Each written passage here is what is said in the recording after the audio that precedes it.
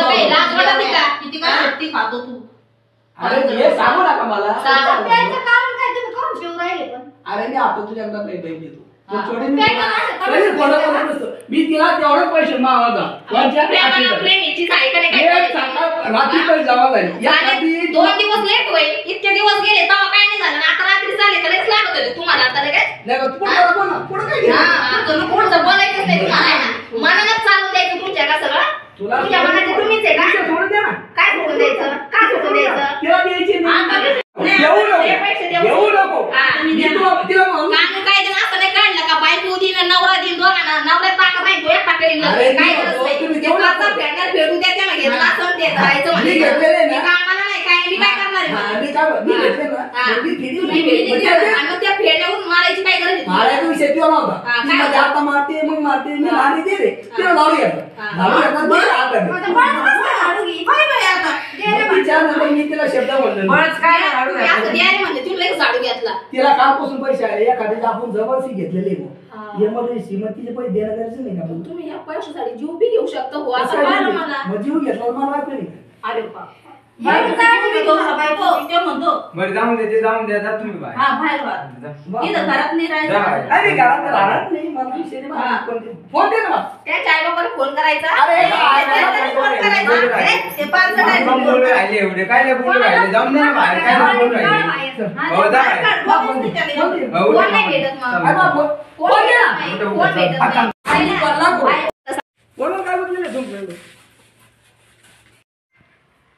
हाय, good afternoon. मी अनिता. तुम्ही कसे? आम्ही मजेत आहे. तुम्हाला एक इम्पॉर्टंट विषय सांगायचा होता कोमलच्या पप्पांबद्दल. असं सांगायचं होतं की 2001ला आम्ही इथं अहमदनगरला आलो राहायला. 2000ला बहुतेक आमचं 2001ला लग्न झालं आणि 2001लाच लगेच अहमदनगरला राहायला आलो. तेव्हापासून तर आता 2025 चालू आहे. कोमलच्या पप्पांनी काहीच नाही केलं, फक्त मुलं बाळ लहानचे मोठे केले आणि आता त्यांचं लग्न केलं, समजा मुलांचे शिक्षण केले. तेव्हाच जर विचार केला असता तर 25 वर्षापासून आम्ही भाड्यानं नसतं राहिलो, काहीतरी स्वतःचं छोटंसं तरी घर घेतलं असतं. पण कोमलच्या पप्पांना दारूचं व्यसन असल्यामुळं सगळं जिथलं तिथंच राहिलं. खूप मन मारून राहावं लागलं, कारण ते ऐकतच नाही. किती सांगावं ते ऐकतच नाही. किती भांडणं झाले, किती एकमेकापासून लांब राहिलो. 1-2 वर्ष आम्ही एकमेकापासून लांब राहिलो. खूप म्हणजे खूप भांडणं झाली. खूप खूप खूप म्हणजे त्याला गिनतीच नाही सांगायचं. जर तसं कहाणी जर सांगितली तर डोळ्यातून पाणी येतं. म्हणून शॉर्टकटमध्ये सांगते की खरंच नाही दारू प्यायला पाहिजे माणसाने. मला तर असं वाटतं, हा ठीक आहे तुम्हाला एन्जॉय करायचा, महिन्यातनं एकदा पगार झाला, थोडासा एन्जॉय करा, प्या थोडंसं, खा ब्या, गप्पा गोष्टी करा, प्रेमाच्या बोला बसा आणि आराम करा. बस मला एवढं वाटतं. याला म्हणजे एन्जॉय म्हणतात.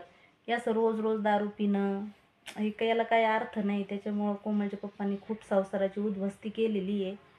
पण तरीसुद्धा मला काय वाटतं, अजून वेळ गेलेली नाही. आता मुलींचं लग्न झालं, आता सगळं थोडंसं म्हणजे खर्च कमी झाला आहे ना. कर्ज फिटलं की 1-2 वर्षांनी कर्ज फिटलं की त्यांनी काहीतरी, आता 25 वर्षापासून भाड्यानं राहतो म्हणल्यावर आता खूप मन हे झालं ना.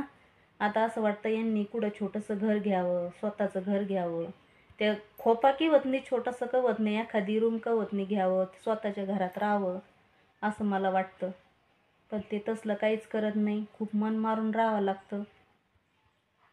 आता आज शनिवार सुट्टी आहे त्यांना. मी किती त्यांना विनंती केली, हात जोडले की नका पिऊ नका पिऊ, तरीसुद्धा आता दारू आणायला गेलेत आणि आता आज पिणार, बडबड बडबड बडबड करणार दिवसभर, मलाही त्रास देणार, स्वतःही त्रास करणार आणि अख्खा दिवस दारूत घालणार. हे असं 2001 पासून चालू आहे. लय म्हणजे खूप त्रास आहे. काय सांगायचं तुम्हाला, सांगितलं कुणाला खरं वाटणार नाही. पण तरीसुद्धा मित्रांनो, नका दारू.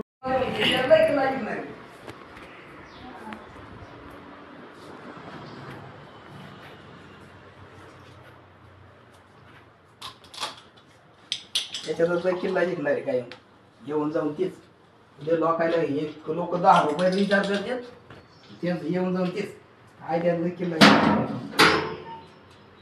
लय केलं सगळं काम धंदे करावं कोणी पाऊस मजामध्ये राहावं ती येऊन तिला सोडून येऊन जाऊन ती हिडिओ काय हिडिओला काय कोण लय मारणार आहे कोण किल्ला की नाही कोण कोण 10 रुपये देऊन थकलंय मला कोण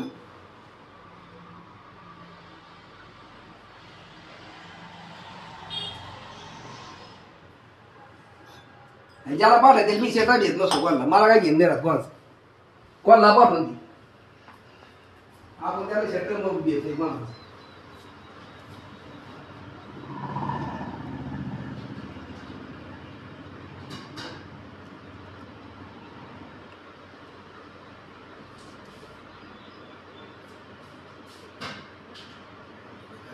नावाला सोडली याची व्हिडिओ काढत त्याची लावणार देखील लाईक राहील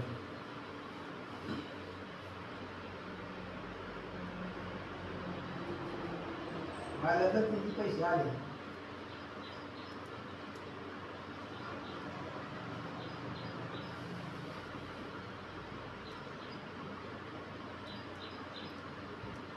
असं ठरवलेलंच राहतं का दर शनिवारी भांडणं करायचे बोललं तर भांडणं होते का नाही व्हिडिओ काढ ना पाठवून देते ना काय मला काय परत पडते का तू व्हिडिओ काढ काय माहिती प्रत्येक शनिवारी काढायचं मी तेच म्हणत होतो आणि त्यांना सांगायचं आपल्या घराला पण त्यांना सांगायचं सगळ्या दुनियाला मस्त करता चालू तेच करायचं